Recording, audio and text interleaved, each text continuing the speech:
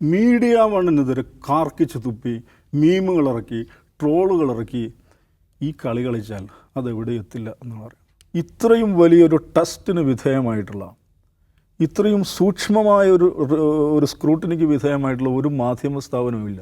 അതിനെക്കുറിച്ചാണ് ഒരു മരം കൊള്ളക്കാരൻ ജയിലിൽ കിടന്ന ഒരു മരം കൊള്ളക്കാരൻ, ഒരു ക്രിമിനൽ വന്ന് പറയുകയാണ് ഇത് ഹവാല പണം കൊണ്ട് പ്രവർത്തിക്കുന്ന ചാനലാണ്. എന്നിട്ട് ഈ CPM-കാർ 1.5 മണിക്കൂർ 2.5 മണിക്കൂർ സംസാരം, ആ മഹാന്റെ 2.5 മണിക്കൂർ സംസാരം കേൾക്കുകയായിരുന്നു. എന്ത് മനോഹരം. എന്നിട്ട് ഈ ക്രിമിനലിൻ്റെ വാചകങ്ങൾ എടുത്തിട്ട് ക്യാമ്പയിൻ നടത്തുകയാണ്. എന്തിനു വേണ്ടി? KK ശൈലജയെ സംരക്ഷിക്കാനും പപ്പൻ മാഷെ സംരക്ഷിക്കാനും മീഡിയ വണ്ണിനെയും അതിലെ പാനലിസ്റ്റുകളെയും താറടിക്കാനും വേണ്ടി.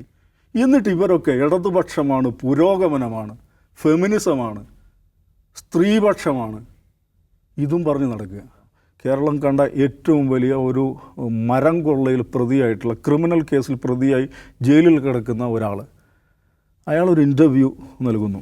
അതിൽ മീഡിയ വണ്ണിനെതിരെ ഗുരുതരമായ ആരോപണം ഉന്നയിക്കുന്നു. മീഡിയ വൺ ഹവാല പണമാണ് പ്രവർത്തിക്കുകയാണ്. മീഡിയ വണ്ണിൻ്റെ ഷെയർ ഹോൾഡിങ് അത് ഷെയ്ഡിയാണ്. മീഡിയ വണ്ണിനെ സംബന്ധിച്ചിടത്തോളം ഒന്നാമത് ജനങ്ങൾ കാണുന്ന ചാനലാണ്. 1400 ബാർക്ക് മീറ്ററുകൾ കാണുന്ന ഒരു ചാനലല്ല. മീഡിയ വണ്ണിൻ്റെ ഷെയർ ഹോൾഡിംഗ് പാറ്റേൺ, അതിൻ്റെ ഫിനാൻഷ്യൽ സ്റ്റേറ്റ്മെൻറ്റ്സ്, ഡേ 1 മുതൽ ഉള്ള മുഴുവൻ കാര്യങ്ങളും ഇന്ത്യയിൽ ഇന്ന് സാധ്യമായ ഏറ്റവും പ്രൊഫഷണലായിട്ടുള്ള നമ്പർ 1 ഏജൻസികൾ മൈക്രോസ്കോപ്പിക് ടെസ്റ്റിന് വിധേയമാക്കിയതാണ്. ഇന്ത്യയിൽ ഒരു ചാനലിനും അങ്ങനെ ഒരു ടെസ്റ്റിലൂടെ കടന്നു പോകേണ്ടി വന്നിട്ടില്ല. ഇതിൻ്റെ ഷെയർ ഹോൾഡിംഗ് പാറ്റേൺ എന്താണ്, അതിലെ ഷെയർ ഹോൾഡേഴ്സ് ആരാണ്, അവരുടെ ബാക്ക്ഗ്രൗണ്ട് എന്താണ്, അവരുടെ ഫിനാൻഷ്യൽസ് എന്താണ്, അവരുടെ സ്റ്റേറ്റ്മെൻറ്റ്സ് എങ്ങനെയാണ്, അവരുടെ ബുക്ക് കീപ്പിംഗ് എങ്ങനെയാണ്, ഇതെല്ലാറ്റിനെക്കുറിച്ചും സൂക്ഷ്മമായി പഠിച്ച് അതെല്ലാം ഒരു ഫയലാക്കി, അതെല്ലാം ഒരു സീൽഡ് കവറാക്കി സുപ്രീം കോടതിയിൽ കൊണ്ടുപോയി കൊടുത്തതാണ്. എന്ന് സുപ്രീം കോടതി എന്താ പറഞ്ഞത്? ഇതിനകത്തൊരു ചുക്കുമില്ല, കൊണ്ടുപോടേതാണ് പറഞ്ഞത്. ഇത്രയും വലിയൊരു ടെസ്റ്റിന് വിധേയമായിട്ടുള്ള, ഇത്രയും സൂക്ഷ്മമായ ഒരു സ്ക്രൂട്ടിനിക്ക് വിധേയമായിട്ടുള്ള ഒരു മാധ്യമ സ്ഥാപനവുമില്ല. അതിനെക്കുറിച്ചാണ് ഒരു മരം കൊള്ളക്കാരൻ ജയിലിൽ കിടന്ന ഒരു മരം കൊള്ളക്കാരൻ, ഒരു ക്രിമിനൽ വന്ന് പറയുകയാണ് ഇത് ഹവാല പണം കൊണ്ട് പ്രവർത്തിക്കുന്ന ചാനലാണ്. എന്നിട്ട് ഈ CPM-കാർ 1.5 മണിക്കൂർ 2.5 മണിക്കൂർ സംസാരം, ആ മഹാന്റെ 2.5 മണിക്കൂർ സംസാരം കേൾക്കുകയായിരുന്നു. എന്ത് മനോഹരം. എന്നിട്ട് ഈ ക്രിമിനലിൻ്റെ വാചകങ്ങൾ എടുത്തിട്ട് ക്യാമ്പയിൻ നടത്തുകയാണ്. എന്തിനു വേണ്ടി? KK ശൈലജയെ സംരക്ഷിക്കാനും പപ്പൻ മാഷെ സംരക്ഷിക്കാനും മീഡിയ വണ്ണിനെയും അതിലെ പാനലിസ്റ്റുകളെയും താറടിക്കാനും വേണ്ടി.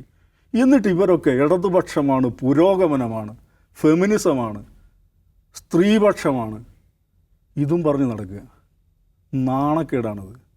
ലോകത്തുള്ള സർവ്വ ക്രിമിനലുകളെയും സർവ്വ മരം കൊള്ളക്കാരെയും കൂട്ടുപിടിച്ചിട്ട് എന്തിനാണ് ഈ ചെയ്യുന്നത്?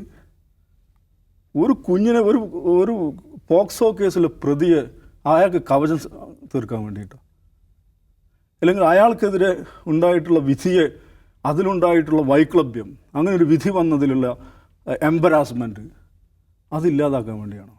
ഓക്കെ, പപ്പൻ മാഷെ സംരക്ഷിക്കണം എന്ന ആഗ്രഹമുണ്ടെങ്കിൽ അതിന് നിയമവഴികളുണ്ട്. അദ്ദേഹം ഇപ്പോൾ ലോവർ കോർട്ടായി ശിക്ഷിച്ചിട്ടുള്ളൂ, ഹയർ കോർട്ടിലേക്ക് പോകാം, അവിടെ നിയമവഴികൾ സ്വീകരിക്കാം, മികച്ച അഡ്വക്കേറ്റ്സിനെ തയ്യാറാക്കാം. പപ്പൻ മാഷ്ക്ക് സംഘം കാവലുണ്ടായിരുന്നു, പോലീസ് കാവലുണ്ടായിരുന്നു, പാർട്ടിയും ശൈലജയും കാവലുണ്ടായിരുന്നു, ഇപ്പോൾ തെളിഞ്ഞു വരുന്നു. ഇനി നിയമസംരക്ഷണവും കൊടുക്കാം, അതിന് മികച്ച വക്കീലന്മാരെ ഏർപ്പാടാക്കി കൊടുക്കാം. നമ്മുടെ കാസർകോട്ടെ റിയാസ് വധക്കേസിലെ മുഴുവൻ RSSകാരെയും വെറുതെ വിടാൻ വേണ്ടിയുള്ള നിയമപരമായിട്ടുള്ള സന്നാഹങ്ങൾ ഒരുക്കിയ വക്കീലന്മാർ കാസർഗോഡ് അവൈലബിളാണ്. അവർ ചുമ്മാ ഫേസ്ബുക്കിൽ എഴുതിയിരിക്കുകയാണ്. അതേപോലെ ആ മട്ടിലുള്ള നിയമപണ്ഡിതന്മാരെ ഡിപ്ലോയ് ചെയ്തിട്ട് പപ്പൻ മാഷെ ഇനിയെങ്കിലും രക്ഷിച്ചെടുക്കാൻ പറ്റുമെങ്കിൽ അതിന് നോക്കുക എന്നുള്ളതല്ലാതെ മീഡിയ വണ്ണിനെതിരെ കാർക്കിച്ച് തുപ്പി മീമുകളിറക്കി ട്രോളുകളിറക്കി ഈ കളി കളിച്ചാൽ അതെവിടെ എത്തില്ല എന്നാണ് പറയുന്നത്.